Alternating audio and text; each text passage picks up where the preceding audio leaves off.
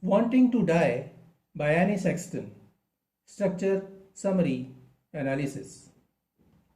Hello and welcome to the discourse. Anne Sexton's poem Wanting to Die is a letter to her friend and psychiatrist Annie Wilder. In the letter, Sexton responds to Wilder's persistent question of why she was attracted to suicide. The poem was later published in Sexton's book Live or Die, for which she received the Pulitzer Prize for Poetry in 1967. Wanting to Die is a poem by Anne Sexton that explores themes of despair, mental illness, and the contemplation of suicide.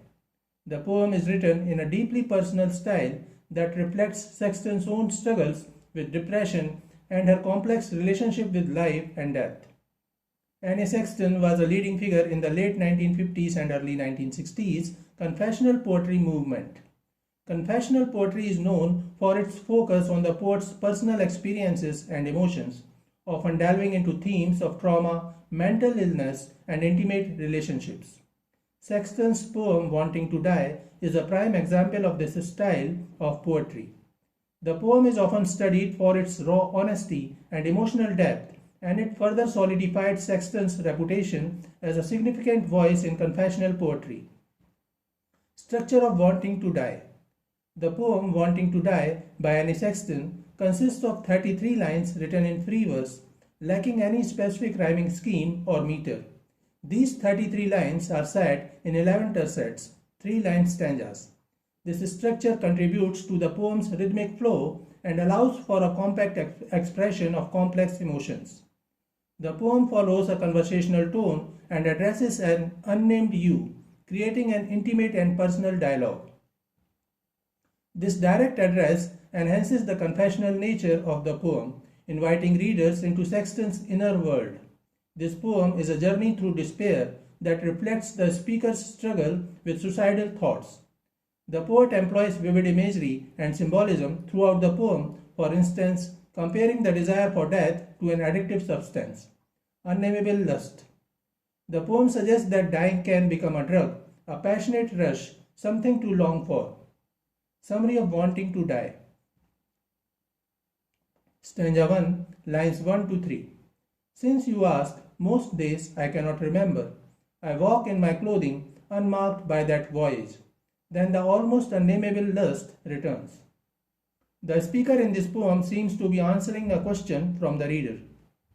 The speaker says that on most days she cannot remember what she was asked about. For her, it is almost as normal as walking around in her clothes. She walks around in her clothes and almost inevitably an unnameable lust returns. This unnameable lust is her suicidal tendency, her wish to embrace death.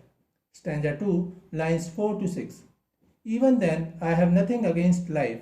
I know well the grass plates you mention, the furniture you have placed under the sun. In the second stanza, the poet clarifies that she has nothing against life. She understands the value of and luster of life and cherishes the little pleasures of life, such as a blade of grass or furniture placed in the sun.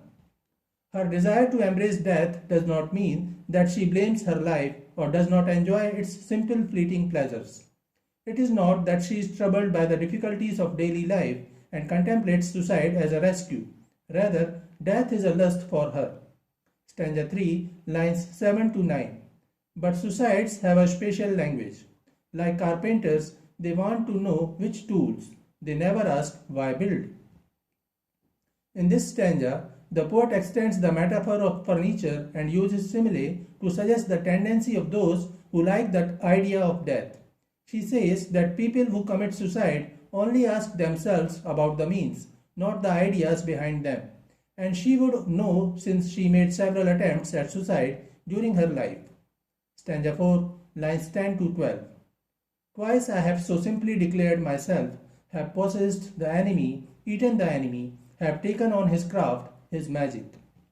In this stanza, the poet clarifies her love for life, mentions the desire for death as an enemy, and affirms her suicidal tendencies too.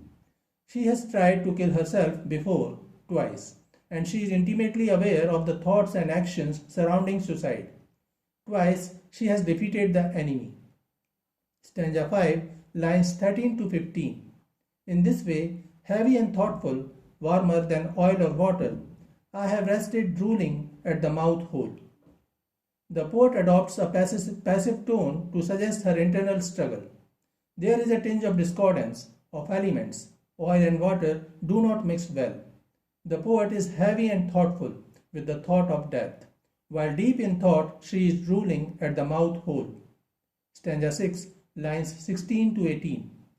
I did not think of my body at needle point. Even the cornea and the leftover urine were gone. Suicides have already betrayed the body. In this stanza, the speaker expresses the deplorable condition of her body suffering from bipolar disorder and the after effects of drugs she has been using. She was addicted to sleeping pills after the birth of her children. She presents deplorable imagery of her body with the cornea and leftover urine gone. Her suicide attempts have ruined her body. Stanza 7, lines 19 to 21.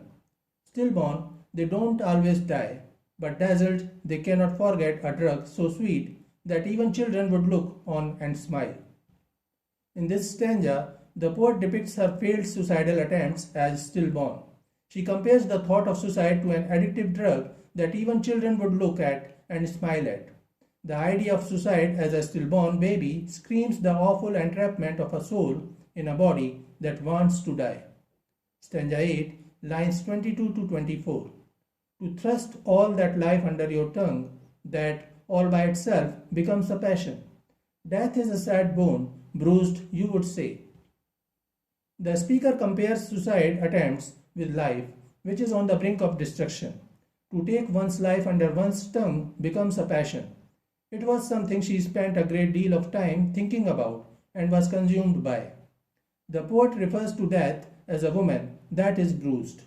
Stanza 9, lines 25 to 27. And yet she waits for me year after year to so delicately undo an old wound, to empty my breath from its bad prison. The poet continues the personification of death and says that she waits for the poet year after year to empty her breath and free her from imprisonment, her bad, ruined body. Death is there, reading to undo an old wound. Stanza 10, lines 28 to 30. Balanced there, suicides sometimes meet, raising at the fruit a pumped up moon. Leaving the bread they mistook for a kiss. The poet says that when life is balanced there between life and death, it reveals itself to be a kind of suffering that only suicides can recognize and heal. Stanza 11, lines 30 to 33. Leaving the page of the book carelessly open, something unsaid, the phone of the hook, and the love, whatever it was, an infection. In the final stanza, the poet says that death leaves everything unsaid, pages of book carelessly left open, and the phone is off the hook, and compares the love for life to an infection. Everything in the stanza screams of death and absence, symbolizing the end of life. So this is it for today.